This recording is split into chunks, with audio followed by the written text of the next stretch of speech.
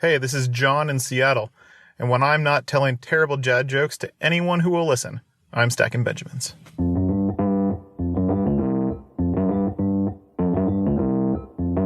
Live from Joe's mom's basement, it's the Stacking Benjamin Show.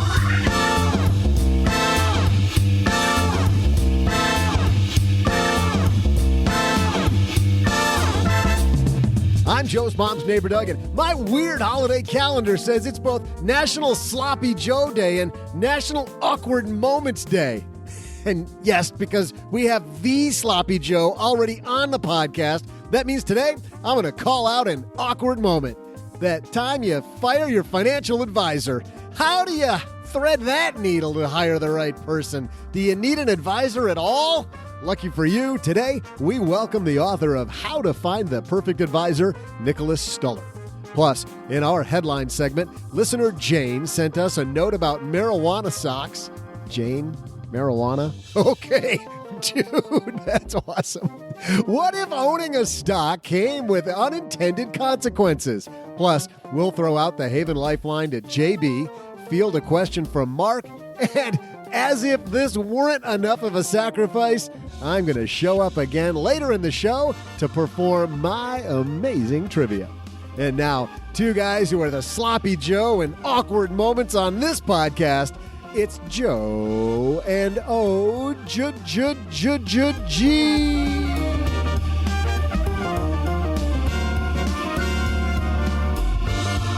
I love sloppy Joes. Pass. And you love awkward moments. Hey there. Welcome to the podcast. I'm Joe Salsi, High Average Joe Money on Twitter, here for another Monday. And across the table from me, it's my good friend OG. All of us have regular coffee mugs. Joe is drinking out of his buy a Ferrari, get a coffee mug. Right. Do not buy a Ferrari. Get the coffee mug instead and get to sit at the card table in a basement mug. Yes.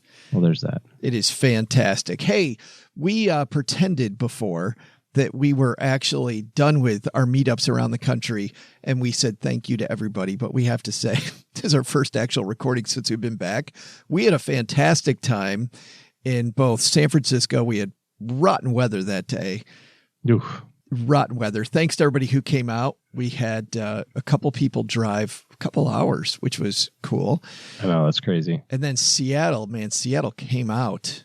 What do you think? There were 35 people there? Yeah, somewhere in that range. I do know, I felt bad for the people. You notice they have people sitting at tables around. I did. Well, that's the restaurant's fault. I told them what was happening. And when we first got there, they're like, okay, well, as soon as your party's here, you guys can be seated. And I'm like, oh, yeah, no, that's not what's happening. Yeah, we are not. You can get rid of the tables and the menus. We're going to stand here and talk. And we stood over people eating around us. Yeah, I felt pretty bad for those people. I did feel bad. It was great, though, to see so many people. Tori Dunlap, who was just featured, by the way, in MarketWatch and Yahoo Finance, on pace to save $100,000 by the time she's 26 years old. Started saving when she was 9. How about that? Tori was there. We had our friend Paulette Perhatch was there. Yep. And tons of fantastic stackers. Good to see people who were out last year, too. Last year, too. Yeah. Yeah. In San Francisco, a couple of our favorite fintech founders, Aditi Shaker was there from the Zeta app that helps couples manage their money. And Abby Chow from College Backer was there, along with lots of other fun people. Man, we had a great time. Gave away some books, gave away some swag. It was a great time. Thanks to everybody for coming out. Maybe we'll do it again. I hope so. Let's talk briefly, OG, about the way that maybe we'll make the money, save up the money to do that again. Thanks to Magnify Money for supporting Stacking Benjamins. Magnify Money is a place where you'll save $450. How far will $450 get us? That's a lot of beers. I was going to say that would take care of about one bar tab. That would one meetup bar tab. If you head to stackingbenjamins.com/magnify money, you know what you'll find? Those banking products you use are probably not best in class. FDIC says that the average person has a savings account rate of 0.06. And at Magnify Money, there are many paying over 2 And if you want to see the place where you can see all of the stuff online, well, 92% of them actually, compared and contrasted against each other, everything from student loan refinances, auto loans if you have to have a loan for your next car, want to pay cash if possible, by the way, for your depreciating asset, to savings accounts, checking accounts, whatever it might be. Magnify Money has all those tools you use every day to help you compare, ditch, switch, and save. Also, you can stack more Benjamins with Airbnb. Thanks to Airbnb for sponsoring this episode. Whether you're looking for some side cash or a steady income stream, hosting on Airbnb just might be the best investment you haven't yet made. Head to airbnb.com/SB to start hosting and learn about a $100 Amazon gift card offer for Stacking Benjamin's peeps. Terms and conditions apply. How about that? $550 plus you're hosting on Airbnb, which is even more money. And now you got your next meetup paid for. It's exactly how we do it. We got Nicholas Stuller here today. Nicholas is going to tell us how to avoid hiring a bad financial advisor, since that's a question we get all the time. How do I avoid the bad ones? Find a good one. Nicholas is going to help us out. But first, we got some headlines. So let's move. Hello, darlings. And now it's time for your favorite part of the show, our Stacking Benjamin's headlines. Our first headline was sent to us by our friend Jane, who listens to the show. Jane found this piece on federalnewsnetwork.com. This is written by Scott Mucioni. What if you owned a stock, OG, and it came with unintended consequences? Like lifetime of retirement income? Yeah. What if it were to dividends rising faster than inflation? Could I go on? Yeah, those would be great. No, magic. This is a bad one. How about this? Owning marijuana stocks may skunk your security clearance or chance of getting one. If you work for the Defense Department, owning one of the most talked about and potentially lucrative stocks on the market may put your job in jeopardy. The Department of Defense Consolidated Adjudications Facility's current legal position is that ownership of marijuana stocks is considered involvement in drug-related activities and would be a, quote, reportable incident under the continuous evaluation process. Potentially could lead to the loss of security clearances for service members, contractors, and DoD civilians. Owning the stocks could prevent someone from gaining a security clearance as well. Yeah, this was brought to my attention a couple of weeks ago from a client who works for the government and kind of said the same thing. Like, there's more to follow on this, but this memoranda came down, and how safe am I? And the thing that's really frustrating about it, of course, it's really easy to check off the boxes of the stocks not owning them. And this, by the way, is not terribly unusual. You know, people having restrictions on which stocks they can own. Different companies have different rules on that. If you, for example, work for a public auditor like Deloitte or something like that, they've got a list of companies that you're not allowed to own because you represent them and you might have insider information and that sort of thing. So having security restrictions is not terribly off the reservation. The issue is, of course, as you're going to read here in a second, it also extends allegedly to pooled assets like mutual funds and ETFs. That's the one I've got a problem with. Yeah, because how do you look through all of your mutual funds and all of your ETFs and see if there's marijuana related stocks in there? Or if you check it today, how do you prevent it from happening tomorrow? How frequently do you have to be involved in this to prevent it? What's a reasonable assumption? Like, yeah, I checked it on January 1st and we were safe. And please don't go trading anything based on speculation. But the speculation that we've all heard, or actually those of us that follow cannabis stocks have heard, is that companies like Coca-Cola and Pepsi are considering being involved in that industry. And also, we've had people that manage money on here. I remember the manager of the Vice Fund. Remember when he was on? He was talking about how a lot of these tobacco manufacturers, very easy for a cigarette manufacturer to get into into weed. They already have the facilities. Turns out they already know how to make people highly addicted to really bad things. Well, that was a rumor until it wasn't a rumor. Yeah. Yeah. Until it turned out it actually was addictive. But turns out, yeah. Yeah, but they already have the facilities to do this. So it isn't a stretch to see Altria Group getting involved in the hemp game. Well, and how do you keep track of all of that, basically? It just seems really, really, really difficult. And the good workaround has always been to use ETFs and mutual funds, because you don't have that direct ownership. You don't have the direct trading responsibilities. You don't have the direct responsibility for putting stuff in or taking things out, so to speak. So I find it really frustrating that the original position, I think they've got to change this very soon, but that the original position is, even if your mutual fund owns it, you stand the chance of getting in trouble. That's a really big penalty for a lot of people. So hopefully the lawyers can get together and sign off on it being okay in the mutual funds. I think there's a wider net here that we should cast, though, which is this isn't just around marijuana stocks. Increasingly, we're seeing reports of employers looking at your credit card debt, right? Asking for your credit report. And your credit report could affect your ability to get a job. So this innocuous to you expense, or this 160-day late that you think might not be that big a deal, might stop you from getting your next job. Everything is starting to get more and more related, because people can continually build algorithms around behavior, money behaviors and outcomes, and try to figure out how that's predictive. I mean, we saw it change the car insurance industry probably a decade and a half ago, when they started using the insurance score, which is very similar to your credit score. And as your credit score got better, your car insurance rates got better. Huh. And really frustrating to somebody that had a really bad credit but was a good driver, because some algorithm somewhere said that's predictive of being irresponsible. So you are likely to take risks when you drive as well. Very difficult to separate, your personal life, your money life, your business life these days. So it's increasingly more and more important to get all that stuff buttoned up.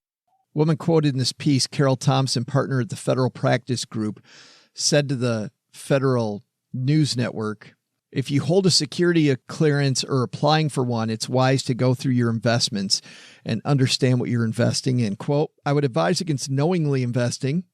If there's a situation where an investment's made, you don't know about it, but once you do know about it, you can take certain steps to eradicate or fix that, then certainly that'd be something in your favor." Not rocket science there, OG, but something I think we should all take to heart. Our second piece comes to us from Bloomberg. This came out a couple weeks ago, and unfortunately, because of our travel schedule, we weren't able to get to it. But I think enough people haven't heard about this other shoe dropping in this story that we should talk about it. Many of us heard about this founder of a cryptocurrency exchange passing away and having the only password to get into the wallet that held all the money. Bloomberg reports, and this by Doug Alexander, Quadriga crypto mystery deepens with cold wallets found empty. When Quadriga Fintech Solutions Corp founder Gerald Cotton died, account holders feared the encrypted access keys needed to recover $190 million Canadian, that's 143 million US, of cryptocurrencies held by the exchange and offline storage could be lost forever. It looks now like the storage Quadriga is known to have used, dubbed cold wallets, have been empty since April. This marks the latest twist for a Vancouver-based digital exchange that shuttered operations at the end of January, leaving 115,000 customers out of pocket for about 260 million Canadian in cash and cryptocurrencies. The firm's been under court-approved creditor protection since February 5th, and Ernst & Young has been sorting through Quadriga's dealings as a monitor under the process. The monitor's latest report, released Friday, shows troublesome news. Quadriga was primarily run by Cotton using his laptop, and his widow has described as normal procedures for transactions as moving, quote, the majority of the coins to cold storage as a way to protect the coins from hacking or virtual theft. Ernst & Young identified 6 cold wallet addresses used by Quadriga to store Bitcoin in the past. 5 of those wallets haven't had any balances since April 2018. and a sixth appears to have been used to receive Bitcoin from another cryptocurrency exchange account and subsequently transfer Bitcoin to the Quadriga hot wallet on December 3rd. The only activity since was an inadvertent transfer of Bitcoin into that sixth wallet last month, which was disclosed earlier. By the way, the difference for those of you unfamiliar with how this game works, a hot wallet, different than a hot pocket, a hot wallet. Not much different. Not much, is a storage place online where you buy and sell, and it's hot because you can access it then online. Cold storage means it's not currently hooked up to the internet, and so your money it could be like a thumb drive or your money's theoretically safe. This gets weirder theoretically between people who aren't really sure if this dude's dead, like did this guy fake his own death, to now it appears the money's just missing. Somebody took it. Yeah, very intriguing. This is the unintended consequence of non-FDIC or SIPC covered places. Back to, again, unintended consequences like owning marijuana stocks and you work for the DOD. Yeah. And I think you just have to factor this in from a risk standpoint. Obviously, nobody predicted that this young man who was, 30 or 35 or something like that would die suddenly. And nobody else also assumed that he would be the only one with the password. But maybe he was the only one with the password because there was no money. Because he was, but what did he spend it on? Like, does he have like a nice house or a fancy car or something? It just seems strange. I don't know if you've seen the reports about even around his death, like the fact that he passed away somewhere remote, like India. Oh, okay. I didn't know that. Yeah. Yeah. And so all of a sudden it came out, well, he died. So over time, these wallets have been emptied, and then all of a sudden the dude dies. He's dead. Yeah. Hundreds of millions of dollars are gone, and the dude passes away in a remote location. Like Texarkana. Yes. Or India. Right next to each other. Very interesting. More to follow. You ever see that comedian talk about the Middle East and the Midwest? He's like, I just don't get maps. Like the Middle East way over here, the Midwest. Like, shouldn't these things be a little closer together? Just yeah, there you go. Yeah, slightly different places. Yeah, and I think the lesson there might be a big one. We'll have that in a second. But I think a big lesson, besides not keeping your money with cryptocurrency, is to make sure you know what you're invested in. And actually, thanks to Magnify Money for sponsoring the show, because Magnify Money is the place where people find out exactly what they're invested in. You know what I like about Magnify Money, OG? I love that fine print score, because you often get lured in with these very low rates or fantastic opportunities, and you think, oh, it's going to be great. And then the fine print says, yeah, you don't qualify. I had that happen early on with a credit card that I had, where I thought that I was getting a bunch of reward points, and I hadn't read all the fine print. And even though I spent the required amount of money, I then paid the card off. The card issuer goes, well, you didn't jump through this little hoop that was in subparagraph 4, whatever. Lesson learned. Magnify Money gives you a very quick fine print score, just like a grade on a school paper. A, B, C, D, F. Very, very easy. Whatever happened to E, by the way, in grading systems? I used to get E's. Well, no, let me rephrase. I used to know people who got E's. Used to know some people. It means excellent, right? F is fantastic. D is delightful. Right. Yes.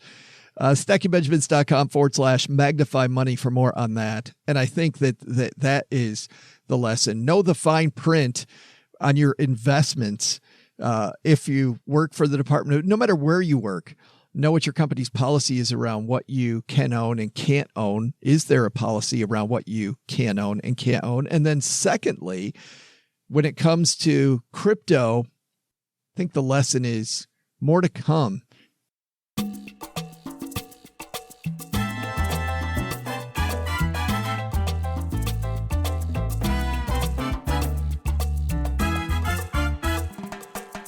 Nicholas Stuller upstairs talking to Mom. He's the founder and CEO of My Perfect Financial Advisor, which intends to be the eHarmony of matching investors or consumers to advisors. Imagine if people swipe right for you, OG. Most do. Regardless of how little or how much money one has. Priory was the founding CEO of two of the largest financial advisor database companies in the U.S. The nation's largest advisory firms, mutual funds, and insurance carriers have relied upon his companies to understand the financial advisor community. 1985, he started his career at, listen to this, Shearson Lehman Hutton. That's a name. Long time ago. Yes. Now, by the way, they are part of Morgan Stanley.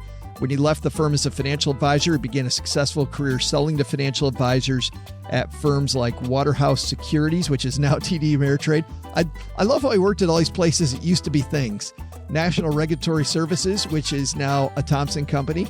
Selling to thousands of advisors, he subsequently built sales teams to dramatically increase revenues at the various firms he worked for.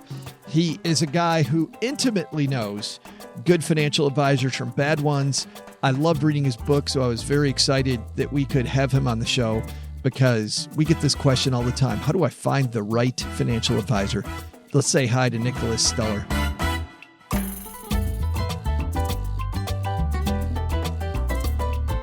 And coming down the stairs right now, it's our new friend, Nick Stuller. How are you, man? I'm doing well. Thank you for having me. Good to see you. Well, this is a topic that's near and dear to OG and my heart, but what would make you want to write a book about hiring the perfect financial advisor? Because that takes a special person to explore that niche. Well, two reasons why I wanted to write this book. Number one, personal experience. My father died when he was 45 years old, left behind 5 dependents. And the family was the product of both very good advice and very bad advice. The good advice was they had an insurance agent. My parents had an insurance agent friend of theirs that really beat them up, verbally to get insurance. And they were a lower middle income family back in the 50s and 60s. He unfortunately died when he was 45. That was very good advice. They scrimped, and that insurance policy took care of the family for a very long time. Where the bad advice came was, in fact, no advice, because in 1973, there were very few advisors that even would talk to a woman, like literally, you don't know what you're doing. And there were virtually none that catered to widows. So the bad advice was no advice. And so that money should have lasted a lot longer than it did. So as I progressed in the financial services industry, I began to dwell on that more, saying, wow, I am a product of good and bad advice.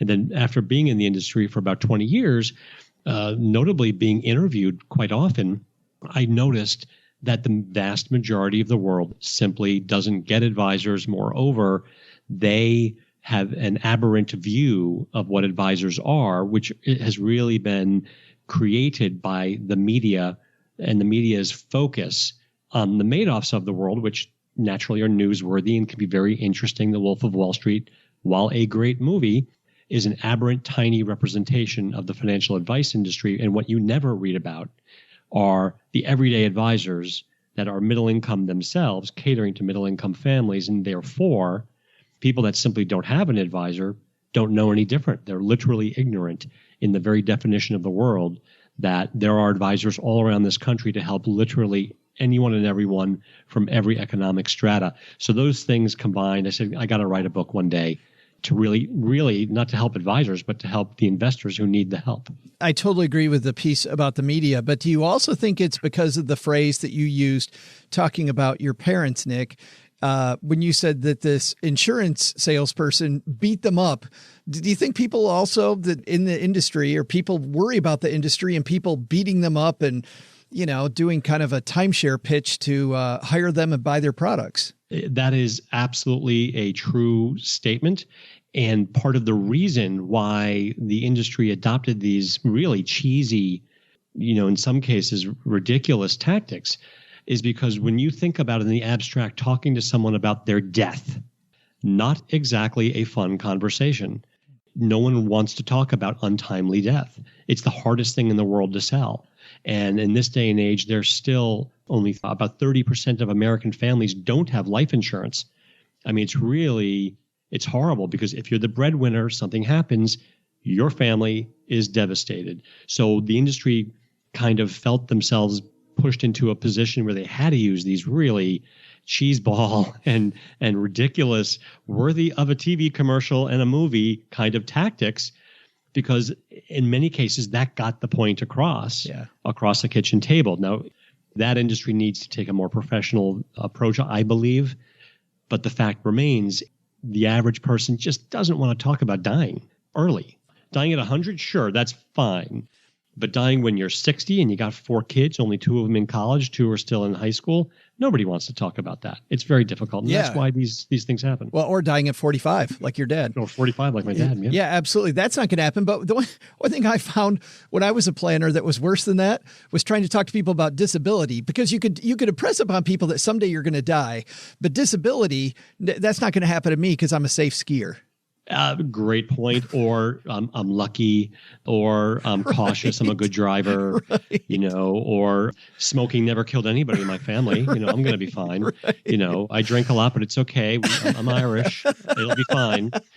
All these goofy, you're right. I mean, disability is even harder. And you're just touching on 2 very obvious components of financial wellness and wealth management.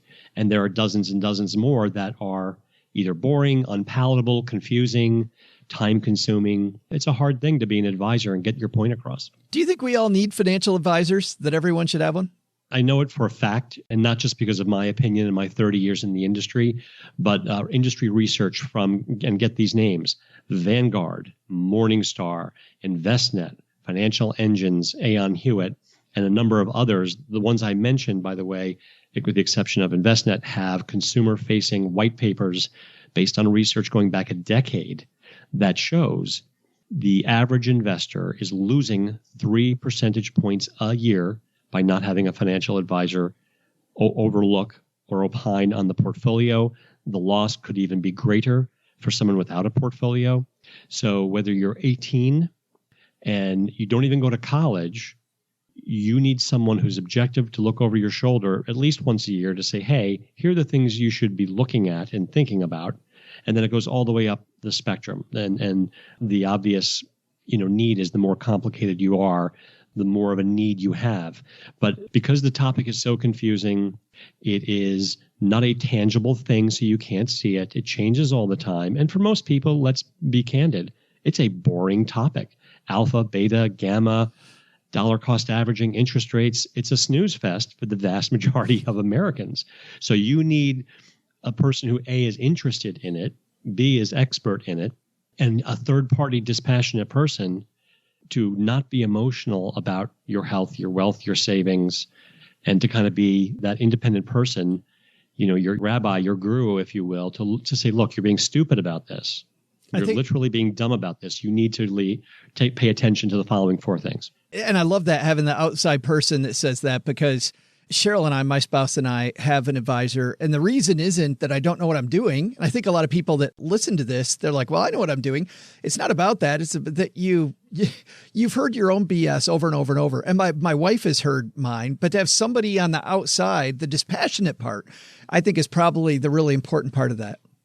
It absolutely is. Look, it's hard to watch the Dow Jones Industrial Average tank. I watched it in 87 when I was a rookie broker, and I watched literally thousands of people calling into their brokers at the firm that I worked for who were demanding that their brokers sell. And that day, there were a lot of stocks that you couldn't get a price on. And I would overhear these older brokers. I was a rookie at the time. And they're saying, Mr. Jones, Mrs. Smith, I can't even get a price. I don't think you should sell. Everyone's panicking. And they said, sell anyway. And the broker must do what the client says, locking in tons of losses. And I saw it again in 08 in terms of, there were other, significant downfalls, but 08 was a calamitous correction. And I had employees of mine say, Nick, what should I do? I'm like, do you need every penny of your retirement tomorrow? And they're like, no. I'm like, don't do anything. It's going to come back eventually. The world is eating more bread. They're using more toilet paper. The world is expanding in terms of population. You just got to wait it out, and people panic. So it's hard in the face of that to be unemotional and make decisions. And imagine if you're sick. Imagine if your spouse loses a job, if your child has a medical condition. Pick your money issue that has some kind of emotion attached to it. It's extremely difficult, if not impossible, for someone to be totally objective. It's so hard. You say in the book, though, that we're largely misinformed. about advisors? Is it because we don't realize that advisors are largely those dispassionate people weighing in on all different parts, or we think they're just investments only, or what are we misinformed about? We're misinformed about the breadth of the type of advisor that exists. That is largely because of a couple of drivers.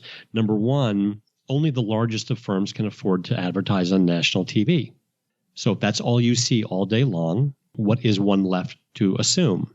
So if you only see these large firms advertising, where it becomes common knowledge, the account minimum is $500,000. So that's one issue. Everyone I talked with all the time says, I don't have enough money for an advisor. That's because they've never read a story about a thing called an hourly fee-only financial planner. Because maybe Money Magazine writes about it once a year, and they have what, 600,000 readers? Right. Okay, so that means 90 million households are not reading that story. So that's part of the reason. The other part of the reason is the media likes to really talk about the negative, bad activities. Therefore, the impression is a lot of advisors are bad, which is simply not a statistical fact. So those are the reasons. People simply are ignorant in the true definition, not the pejorative, but the true definition of the word. They literally don't know any better. They're not taught this in high school and college. It's funny that you say that, because what frustrates me is when somebody says, the S&P 500 beat my financial advisor. Your financial advisor it's not an S&P beater. Like it's an apple and an orange. And the second I hear somebody say that, I think they really don't know what they are. No, they don't. I mean, again, it's a complicated, people don't know what they don't know. And then that same person would be shocked to read the historical facts that most mutual fund investors have a performance measure that is worse than the actual fund they're holding. What does that tell you? It tells you they're making emotional mistakes. Yeah. They're actually underperforming the very instrument they have in their account. How's that even possible? Because, as one example, they sell at the wrong time and they buy at the wrong time because they're unadvised. So, one of the reasons I wrote the book is because there is this ignorance, because people don't read about it. They're not educated. I'll tell you a very funny story. I met a very sophisticated senior manager at a large tech firm about a month ago. This person found out I wrote this book, and this person said, wow, it's funny. I've been talking to my advisor, and I've always been uncomfortable because I can't get a straight answer of when I'm going to retire. I said, okay. I said, is your advisor an asset manager or a financial planner? And the answer was, I don't know. And I said, okay, I'm going to make a statement to you, and this is not insulting you. It's insulting the education you didn't get from your advisor. That's like saying I don't know the difference between a dentist and a podiatrist. It's almost that bad. A planner and an asset manager to do entirely different things. There are a bunch that do both, but you should at least know what kind of professional you have working for you. And this person's sharp. They make a lot of money. Their spouse makes a lot of money. They actually support this industry, and they didn't know if they had a planner or an asset manager. It wasn't shocking, but it's just more evidence of people who are even in the industry simply don't know because no one's telling them. Yeah. The education just isn't there. No, it's so frustrating. And to your point, a lot of that is around the advertising and the big firms that can do that are largely asset management companies that sometimes parade themselves as financial planners. But let's dig into that though, then, Nick, the process of hiring an advisor. Why don't we start off with the mistakes? Where do people get it wrong when they decide it's time for them to hire a financial advisor? Well, the first thing and I'll start with the most negative, but statistically tiny number of occurrences, but where people get hurt the most is they don't even find out if their advisor is indeed a legal advisor. So the very first thing when you meet somebody, and most people get an advisor, how? Through a referral, a friend, a spouse, a cousin, an uncle, inherit it from their parents. The very first thing you should do is find out, are they actually a legal advisor? And there's only two websites to go to, FINRA or the SEC. If they're not on either website, 99.9% of the time, they are not a lawful advisor. And usually when someone's not a lawful advisor, they're operating a Ponzi scheme statistically. That's usually what happens. There are some tiny, tiny exclusions. Basically, those kinds of folks can only manage money for people with like 5 or 10 million in the market, and it's a tiny percentage. So almost always make sure they're actually registered. Number two, okay, so they're going to be in either the SEC or the FINRA database. Look at their record. most advisors don't have a negative regulatory record. About 7% have some kind of activity on there, negative activity. Some of it is perfunctory. I forgot to fill out a form. About half of that 7% is so bad they shouldn't be in the industry. It's like a criminal's rap sheet. And if you see 7 or 10 or 20 infractions, paid fines, didn't do this, didn't do that, got fired, then that's an advisor that is just breaking the rules all the time. Again, it's roughly only 3% of the people in the industry, which is actually is lower than the disciplinary rates of medical doctors and lawyers, believe it or not. But the perception is much different. Yeah. But just check it out. Just don't be one of the unlucky 3%. So that's the first thing. Are they in the industry? Check out their record. Then from there, ask them very simple questions. And I have these kinds of questions both on my website and in the book. And they're like, what kind of clients do you have? Let them talk. How exactly do you charge? Tell me exactly how much money that you can, at least in the first 1 or 2 meetings, that you're going to make off of me. A good advisor will never have any problem saying, oh, I'm going to make $1,000 a year off of you, or $10,000, whatever the number. If you don't get a clear answer about how much money the advisor is going to make from the relationship, just leave, because it's not a difficult question. It's like buying a car. How much is the car? You don't want to hear an answer of, I don't know, or don't worry about it, or other people pay for it. You want to hear a clear answer. This is how I make money off of you, and this is how much. So these are very simple things to ask. However, emotionally, most people, they don't even know to ask these questions. Yeah. And they're uncomfortable because it's kind of a not so subtle challenge to the advisor.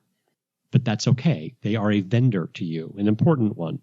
And you need to know exactly what they're getting paid and how they're getting paid. And that's relatively simple. But then ask also, what types of clients do you have? Do you have a lot of clients like me? Do you have a lot of, if you're a widow, do you have other widows? How many widows do you have? Do your widow clients look like me in terms of assets under management or complex financial planning needs? And so there's lots of common sense questions like that are very helpful to answer.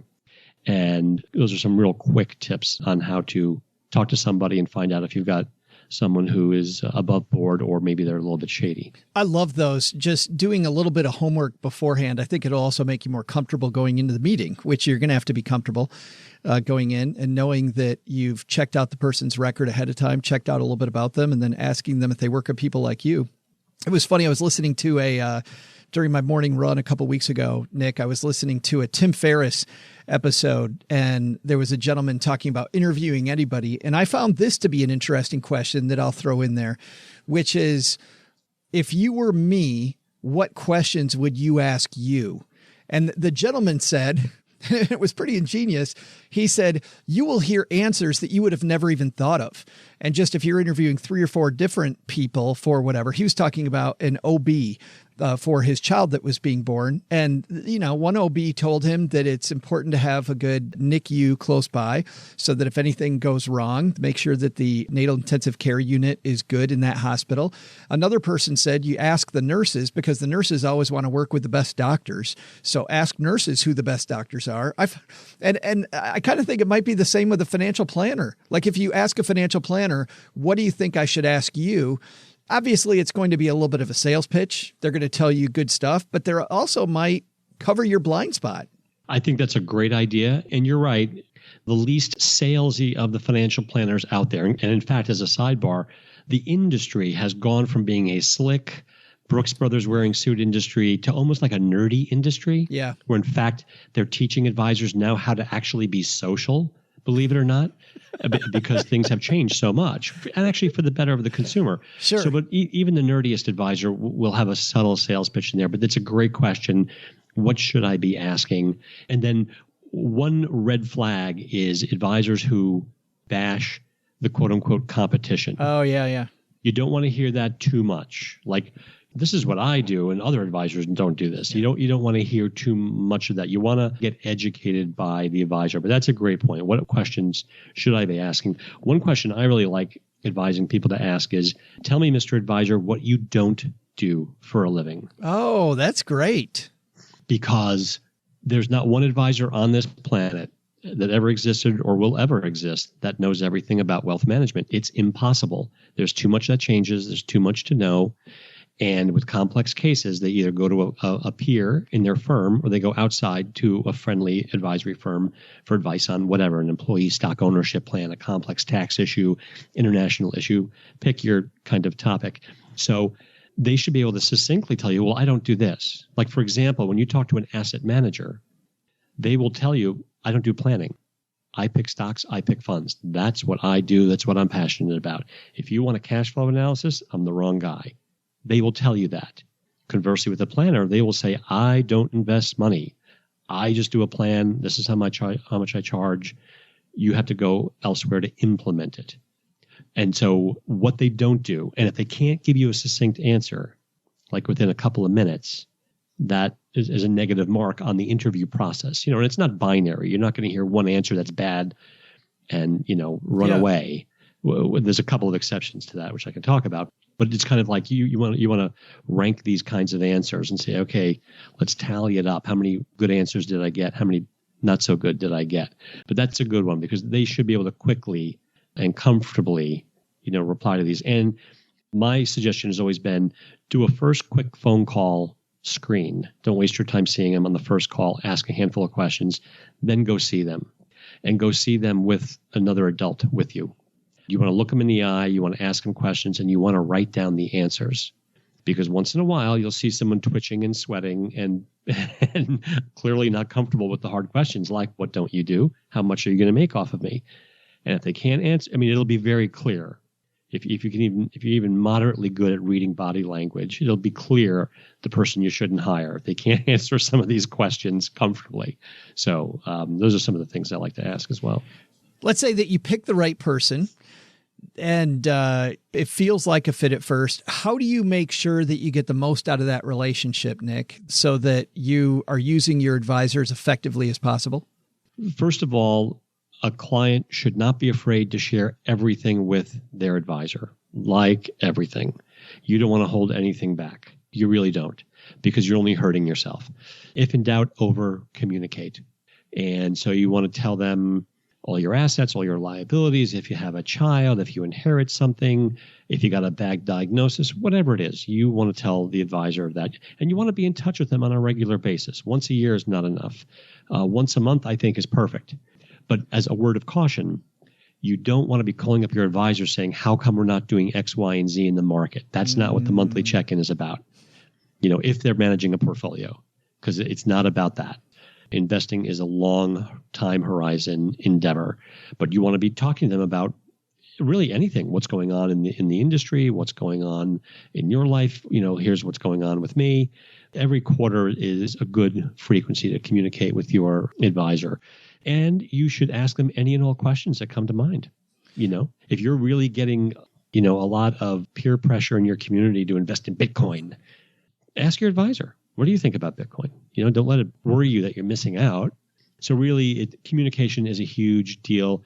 And when they say something to you, when the advisor says something to you and you don't understand those words, do not feel stupid, even if it sounds basic, to ask the question. You are stupid as a consumer about all things of investments. That's why you hired an advisor in the first place.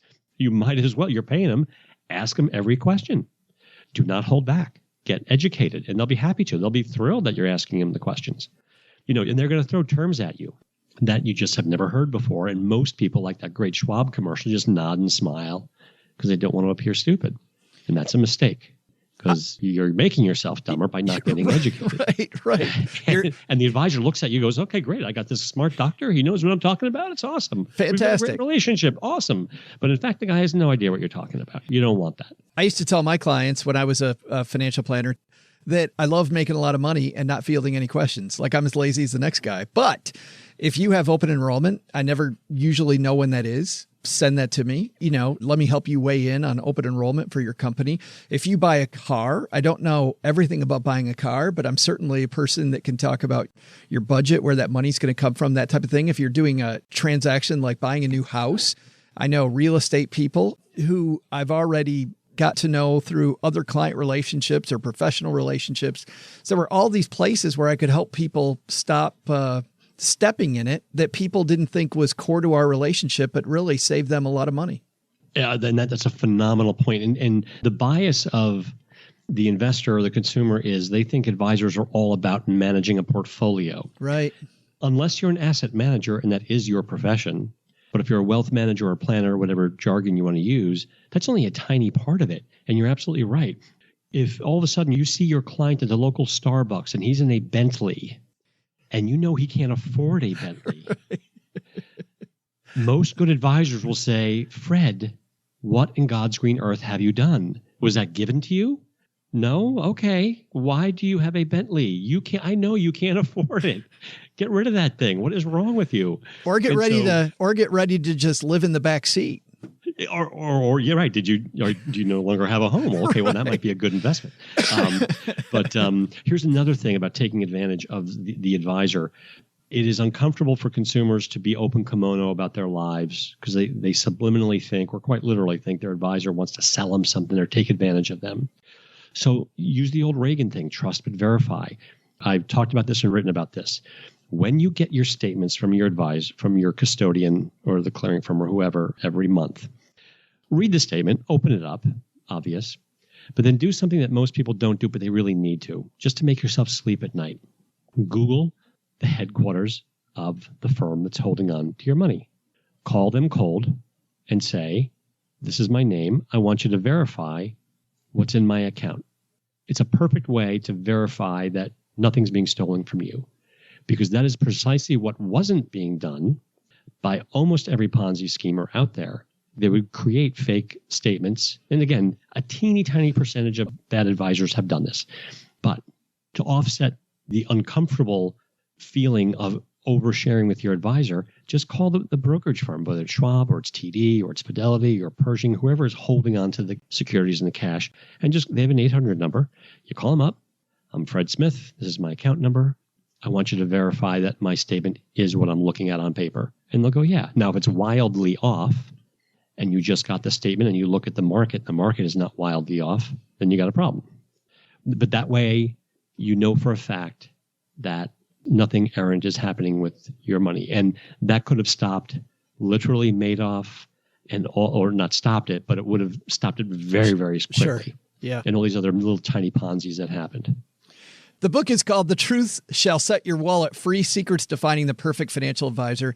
Nick and I just went through about 1/100th of all. I have never read a book about hiring a financial advisor that is as thorough, Nick, as your book is here. I mean, you go through everything from A to Z. I absolutely loved it. Where can people get the book? People can get my book, which, by the way, is called The Truth Shall Set Your Wallet Free, Secrets to Finding Your Perfect Financial Advisor. And thank you, Joe, for your very kind words. It's on Amazon. It's on Barnes & Noble. It's on most online sellers. It is in a number of Barnes & Noble stores, notably in the Northeast. But yeah, online you can get the book. It's so exciting and was just a great read. And it's funny you said that financial advisors have gone from being salesy to very nerdy. My wife never wanted to go to the holiday parties when I was a financial advisor because it was so nerdy. And when I was doing it, so salesy. She's like, no, I want nothing to do with that. And so when you mentioned that, that's why I started laughing at that industry. She's like, nope, I got better things to do. I got to go watch some paint dry. Yes, it could be. If you don't have narcolepsy, it will put you into a narcoleptic state of mind. Which is awesome because this book will actually not. I found it to be a page turner. When you go looking for your advisor, I recommend people look up The Truth Shall Set Your Wallet Free. Nick, thanks for hanging out with us for a few minutes, man. I really appreciate it. It's my pleasure. Thank you, Joe.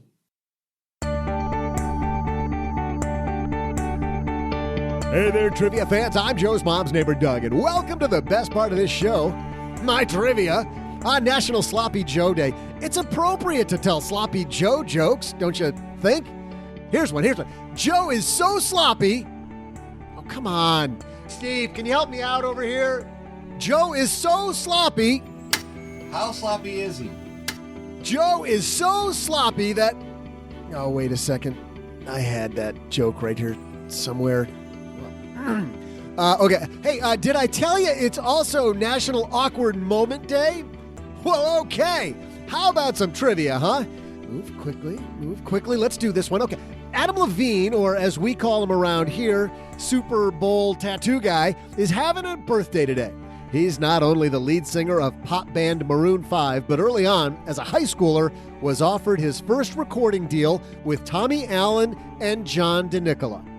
This was a huge win for high schooler Levine because DeNicola had worked on many projects before, but how about this trivia? John DeNicola was best known for writing songs for What Patrick Swayze starring film, including the song I've Had the Time of My Life. I'll be back with the answer in just a moment. We talk about side hustles a lot, OG, on this show, and thanks to Airbnb for supporting Stacking Benjamins by sponsoring this episode. Whether you're looking for some side cash or a steady income, hosting on Airbnb might just be the best investment you haven't made. You know, it's funny. We talk about investing in different side gigs, like exploring and deciding which side gig would be best for you to get out of debt. There's an investment. An investment in getting better yourself. Yeah. Yeah, absolutely. Either getting out of debt, making more money, getting financial independence earlier. How great is that? By the way, Airbnb also offers a host guarantee, and that helps protect your property in the unlikely event something does go wrong. It's free to list your home, and you're the boss when you host on Airbnb. Host when you want, how you want, list either a single bedroom or the entire place. It's all up to you. I know OG is listing his back seat of his car, in fact, on Airbnb. Huh? No? One of my garages, sure. Just a tent in the backyard. There you go. But with all the rooms in your house, I mean, you could rent one of the 3 rooms in your house. In the front part, yeah. One of the 3 in the front part of the house. Rent out the guest wing, the OG guest wing. Doug, you get your own paper bag when you walk in. It's like a weird hotel. Turns out nobody signs up on Airbnb when I list my house with free paper bag when you walk in. If it feels claustrophobic, breathe in and out in this thing for a while. It might help calm your panic attack. Yeah. Yes. Actually, people have a panic attack because they're staying in OG's house. Like, seriously. That would be every time I stayed there. at my house. Did you have a panic attack? I pinch myself. You were pampered. I seriously pinch myself that I get to stay with OG. And I have to say, though, the additional cuddling requirement that you have, that's the only time it gets awkward. It's a hug. It's a required bedtime hug. My favorite part was when you got up in the morning and you're tiptoeing down the stairs and then you fell down the stairs with your bag at 4 a.m. when everyone else is trying to sleep. Then here comes your son, right on your heels. It does the exact same thing. Dude, seriously. Hey, are you all right? He's like, yeah, I'm fine. Seriously, that last step in the dark, you think there's one less step than there is. Yeah, both of you face planted right into the wall. Yeah, it was fantastic. At what, like 4:30 in the morning? Yeah, nobody woke up either. It was great. No, it was good. So you should list that room. Okay, I will. I'm just telling you. Make some money. Got it. It's all up to you, man. You could make some extra income, OG, which you could use to pay the bills, fund your travel to go see other stackers, save up for retirement from this podcast. Here's what I like about Airbnb, making money when you travel, which is something Airbnb hosts do. Think about this. You're off traveling and you've guests at your home who are paying for your travel while you're out on the road, making money at the same time. Show off your beautiful house, show off your community or the city, share local pride, strengthen the local economy. Airbnb helps keep you protected with a team available 24/7 to help with any issues, whether that's rebooking assistance, refunds, or their $1 million host guarantee. For Stacking Benjamins peeps, head to airbnb.com/SB to start hosting, and you're going to get a $100 Amazon gift card if you generate $500 in booking value by May 30th. Terms and conditions apply. Again, receive a $100 Amazon gift card if you generate $500 in booking value by May 30th by heading to airbnb.com/SB and start hosting. Hey there, trivia fans. I'm Joe's mom's neighbor, Doug. And while the sloppy Joe joke should be flowing during this part of the show, I can't find that piece of... Oh, here it is. No. Hey, this is funny, though. It turns out today is also National Awkward Moments Day. Oh, that's awkward. Let's cut to the trivia, shall we? Today is Maroon 5 lead singer Adam Levine's birthday. In high school, he was offered a recording deal with Tommy Allen and John DeNicola. DeNicola was best known for writing songs for what Patrick Swayze starring film, including the song I've Had the Time of My Life. Well, of course, the answer is the hit from the... Wait, actually, you know what? Hey, Steve, why don't we just dial up an actual clip of the song to help folks out, okay? Now I've had the time of my life. Did that help you out? No, I guess not, but that was truly an awkward moment, wasn't it? Because you actually thought that was a real clip of Bill Medley totally singing the song from the hit movie Dirty Dancing, but it was actually me the whole time. If I was in your seat, man, that would be awkward. I wouldn't want to be you right now. I hope you got it right, though, because you know what? Ain't nobody put trivia in a corner. See ya!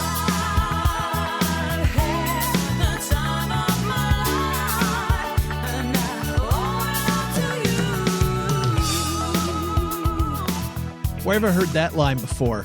Some crappy movie from a long time ago. You didn't like Dirty Dancing? No. Come on. Everybody likes that movie. Not everybody. Good music. Ugh. Good stuff. Terrible acting. Terrible dancing. Acting and dancing. Now, if they would have blown up the place. Might as well be in black and white. So old. That'd be even better. Doing that whole movie in black and white. Where are the machine guns and the rocket launchers? That's what I want to know. The jet fighters. You can see Jason Statham going, nobody puts baby in a corner. Duke this, I don't know. Get some. Dun, dun, dun, dun, dun, dun, dun, dun. Yeah. Need a crossover between that and Full Metal Jacket. Mashup movie. Hey, let's throw out the Haven Lifeline and Get to the chopper. And tackle some of life's most important questions. Our friends at Haven Life Insurance Agency, they put what you value first. And we asked our friends on their Facebook group what two things they value most. And Jen said bacon and bourbon. I smoked some bacon the other day. That was pretty good. I mean, bacon's already kind of technically smoked, I guess, by the time you get it. But is that a euphemism? I smoked some bacon?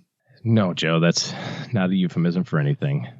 It's just wonder. But bacon and bourbon, what could go wrong? Fantastic. It's actually your loved ones in your time. But if your loved ones have bacon and you have bourbon, it's pretty good. All the above, it's great.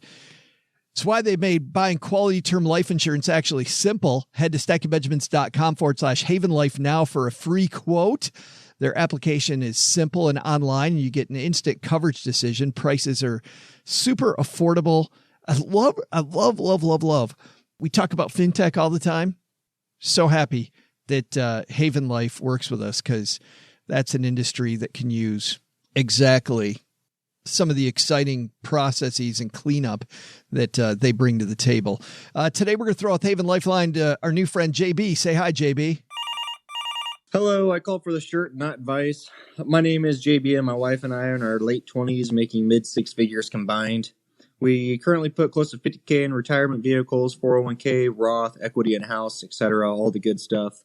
All right, so my question is what should we invest in? I keep hearing real estate is amazing, but why not just keep putting money into a diversified portfolio that will grow at approximately 8 to 10% a year? Basically, what I'm asking are, what are the advantages of one retirement vehicle over the other? Thanks for nothing again. Thanks, bye. The passion of his question is palpable. You can tell it really matters to him, the answer that we give, based on his initial response of, I'm just here for the t-shirt. So his question is, why pick a certain asset class over another? You know, some people like to invest in real estate. They're investing in equities. Why not do a little bit of both? And you're exactly right. There's no right answer to do any of those things. It's uniquely personal. And if from a investing standpoint, it makes the most sense and it's easy for you to manage and it's accomplishing the goals that you're looking for, then you're good. If real estate's a better option for you based on the circumstances that you have or the expertise or whatever the case may be, then you transition to that. But that's why it always begins with your goal, because the mess of investments, OG, that are out there, why take a chance on some investment class because you heard it might be the good thing or it might be the hot thing? Forget all that. Start with the end in mind. And I think you're much more likely to pick the right investment instead of going why one versus the other. Somebody literally asked me the other day if they should buy a hotel. Cool. And I said, is this like, are we talking about like Monopoly? Like, what do you mean? You already have 4 houses and now you're trying to upgrade to a hotel?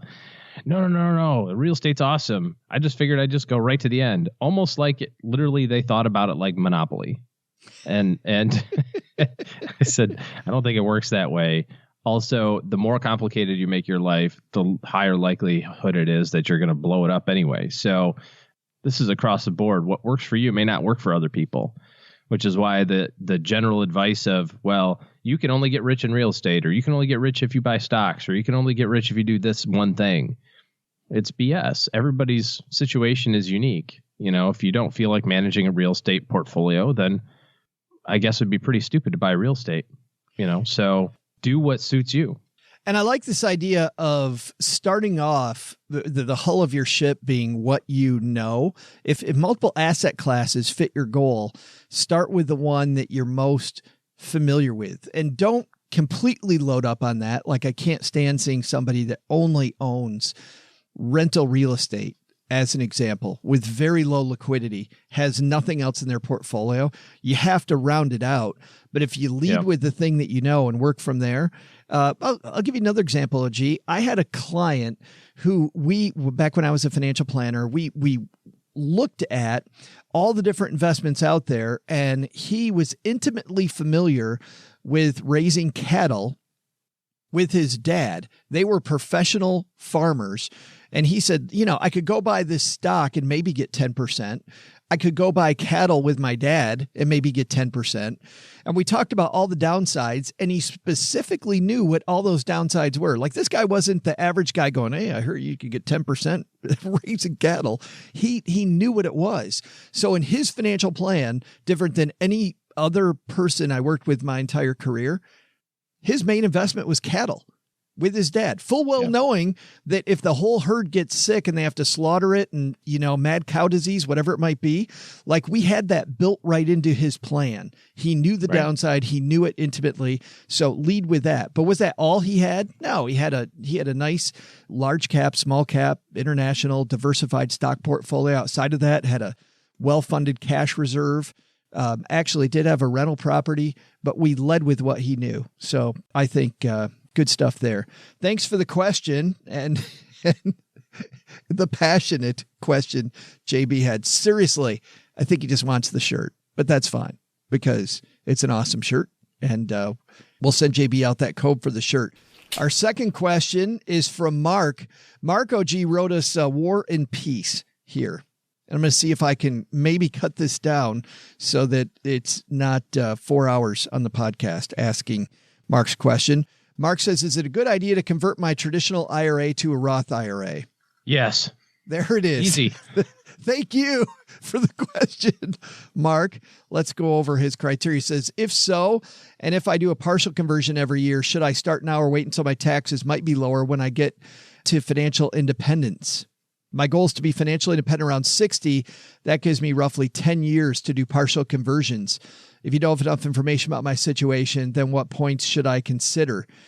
Says he's 48 years old, incomes between 170 and 210, fully funding the Roth 401k and an HSA. Total family investments around $900,000 in tax advantage and taxable accounts. $290,000 in the traditional IRA, the account that's currently under discussion. $340,000 in his 401k, $85. I think it's $85,000 in a Roth IRA, $65,000 in his spouse's Roth IRA.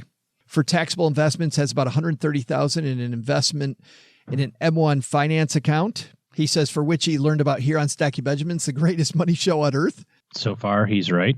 And the only debt's the house, has an emergency fund, college cover for 2 kids, and fully insured. And of course, as I mentioned, goal to be financially independent at 60 years old and earlier if possible.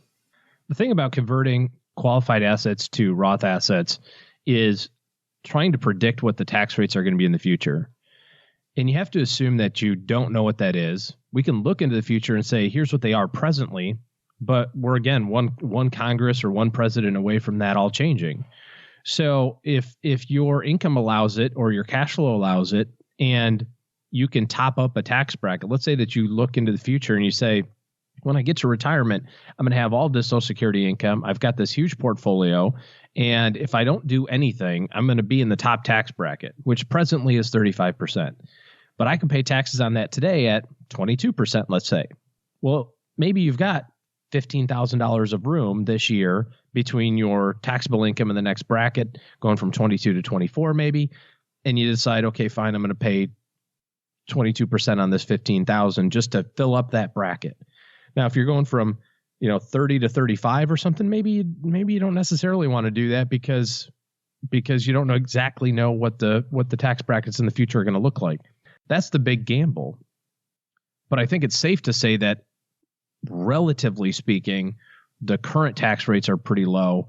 And I wouldn't let, especially in the lower tax brackets, if you find yourself in that 12% range or something like that for people that maybe don't make as much income, I wouldn't let a year go by without maxing that bracket out in terms of a conversion, generally speaking. It's almost like not letting a year go by without maxing out your Roth if you have the opportunity, because you can't go back and say, well, I didn't use that all, so I want to go back and do it. When you get in those higher brackets, it becomes a little bit more of a guessing game. One of my favorite books on investing, not because it's an exciting read. If you go read this book, buyer beware, because it is boring. But the dude makes some fantastic points. It's a book from the late 90s called Trading Rules. And one of my favorite points, OG, that I want to put a dot on what you just said around is you're going to make better financial decisions and better investing decisions if you give up trying to predict the future. If you like it today and it's great today, do it. Mm-hmm. Don't try to predict where things are going, because you're always going to be wrong. And I really like that. And he was specifically, by the way, at the time, not talking about taxes, but I think it applies. He was actually talking about people that go, well, I think that I think that the market's going to do X, Y, Z in the next few months, so I should buy this stock now. And we get letters about that all the time. Hey, do you think I should back away? Do you think I should do it? He goes, no. If you think the price is good where it is, buy it. You have no idea what the market's going to do. And the second you give away playing Nostradamus and thinking you know anything is when you have the prerequisite fear that you really should have if you're an investor and you're going to do the right thing. I absolutely love that advice. And I think it's true here. It seems like a good idea, doesn't it? To look at the tax bracket line where it is right now, convert that much money over to a Roth every year, do partials between that and the amount that he can easily stomach through his cash reserve, and do it. If he likes it, do it. Well, and the other way of doing that too would be if his workplace plan allows Roth contributions and you're right at that limit, as opposed to going through all the rigmarole of trying to do a conversion, you could just do your contributions into the Roth side of the 401k. If you're going to contribute, let's say $19,000 this year to your Roth, if you're going to do a $19,000 conversion, why not just do a $19,000 contribution to the Roth? It's going to have the same tax impact as converting, basically. So you can kind of play with those from a tax standpoint as well. Thanks for the question, Mark. If you've got a question for the show, head to stackingbenjamins.com/voicemail for the Haven Lifeline, and we will answer your question. That's going to do it for today, I think. The last thing is OG and his firm are taking clients. So get your checklist together that Nicholas and I talked about when you go to stackingbenjamins.com/OG and get ready to put a great financial planning team in your corner. That's going to do it for today. Doug, take it from here, man. What should we have learned? Well, Joe, I don't know what anybody else learned, but here's what I took away from today's episode. First, take some advice from Nick Stuller. Who is the third party in your corner who knows about reaching goals but isn't emotionally invested? Isn't it time you find your own coach? Second, work for someone besides yourself. Maybe it's time to look at your investments and social media presence to make sure you don't get an unpleasant surprise when your boss decides to hold your investments or social media against you. But the big lesson? Probably wait until any other day, literally any other day, to try and score a date to the Sizzler, I just texted someone, and she wrote back, happy awkward moment day. Yeah. Big thanks to Nick Stuller for joining us today. You'll find his book, The Truth Shall Set Your Wallet Free, wherever you find books. But if you support independent bookstores, you can also use our link, stackingbenjamins.com/Powell's, to help the show and order through Powell's. Duh. This show was created by Joe Saul-Sehy, produced by Richie Rutter-Reese, and engineered by the amazing Steve Stewart. Online, visit us on Twitter at @SBenjaminsCast or on our Facebook page. I'm Joe's mom's neighbor, Doug, and there's a 73% chance that I played Chuck on Happy Days. SB Podcasts may receive payment on the show from sponsors and guests in the form of books, giveaway items, discounts, or other remuneration. There's no way you would take advice from these dorks, but like Joe's mom always says, don't take advice from people you don't know. This show is for entertainment purposes only, and before making any financial moves, consult with a real financial advisor. Thanks to Joe's mom for the sloppy joes. No better way to celebrate the end of another great episode than a handful of greasy ground beef and this weird tomato sauce stuff. Speaking of greasy, though, in 2 days, we're going to slide into another episode with more of your letters. Come on down and join us on Wednesday.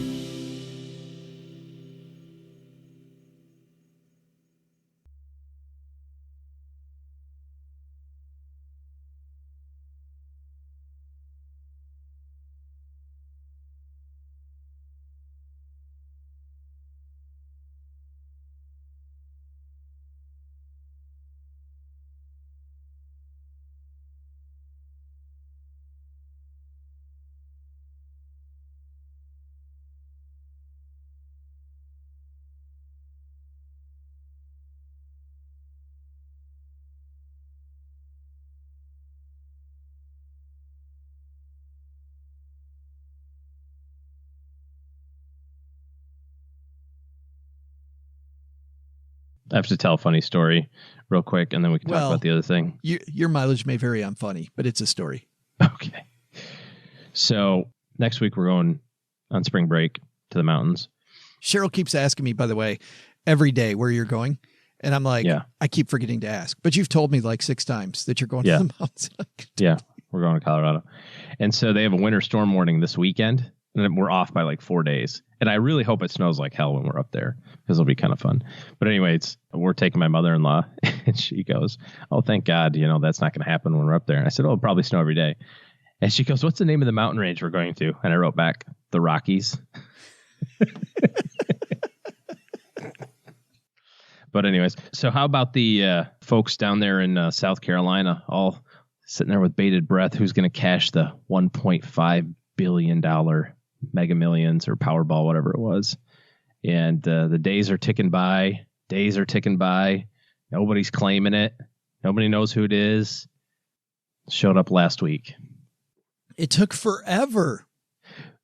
It's such a fantastic story, though, because this person did it exactly the right way. Well, as far as you can tell, anyway. One of the things that I read about when I was reading this story a couple of months ago about how nobody had come forward was, maybe they were waiting until the new tax year for whatever reason. like it makes that big of a difference. You're cashing $1.5 billion. Maybe the town that they lived in is so small, right, that if all of a sudden Billy doesn't show up for work the day after the lottery, everybody knows Billy won. And he decided, or she decided, I don't want that to be me. I don't want people to just automatically assume that I'm the one that won it. You know what I mean? Because of all the stuff that goes with it. They said in the news report that they had retained a firm in New York to be the personal representative, cash the, go and cash a check, direct all media inquiries and that sort of thing. And you could think that over the last 4 months or 5 months, because it was running out of time, that they must have gone through and vetted attorneys and vetted financial planning teams and vetted tax accountants and all this other sort of stuff. Because do you know what the lump sum was, Joe? It was little walking around money. Yeah, wasn't it like $800 million? $800 million before taxes. So that's pretty awesome. So smart. So I have not read the piece yet. So they came out anonymously. Yep. An attorney claimed it. But I just think it's great. I mean, it's a good lesson in just about anything that is kind of sudden money, whether that sudden money is $1 million inheritance from great grandma or a $1 billion lottery ticket. Probably the right thing to do is to just sit on it for a little while. Well, it is also a great idea. Get your team together, because even this idea of interviewing several different people, like, you're going to start learning what you need to know just by the stuff that the team asks. There was a recent Tim Ferriss interview that I was telling you about when we were on the road. And the guy was talking about putting together great teams. And I really enjoyed the interview. But sometimes, you learn from these experts what questions you should even be asking. One of the best questions you can ask an expert is, so if you're me, what questions would you be asking? Right. Well, I would just like to be in the room when the guy walks in and says, interviewing financial planning people, right? But I guess that's why you have the attorney. So the attorney does the interview and says, we have a client who does this, who has this. I mean, my goodness. I would just like to be the person who has, after taxes, $400 or $500 million, and then just let the power of compounding get me back to $1 billion. Like, I've got 7 years until I get my name on the billionaire list. Well, maybe longer, because I'd buy a Ferrari or something. So let's say that they do none of this homework and they meet with one of those cheesy insurance salespeople who oh, God bless America. That guy would be retired too. It's like the power of a Powerball keeps on giving. Who tell them to put it into a equity indexed annuity. Delicious. And they get a 6% commission on that deal. Well, that would be in the first year. In the first year, they get a 6% commission. The advisor gets $52 million. Yeah. Yeah. It's a gift that keeps on giving, Joe. $52 million. Then $8 million a year for the next 3 years. You know how many rubber chicken dinners at Holiday Inn you can buy people for that money? I don't know that you'd need to anymore. I think you might just let that 30-day free look period go by, and you're just holding your breath that entire time. Come on, baby. Oh, baby. Coming in hot. Take them on a 30-day vacation. Like, you just chum them up for 30 days so they don't. I'm giving you a free 31-day vacation around the world. Away from the internet. No internet. You just totally detox. Just got to sign this form. Just chill out for 31 days while this check clears. Exactly. All right. Time to go. See ya.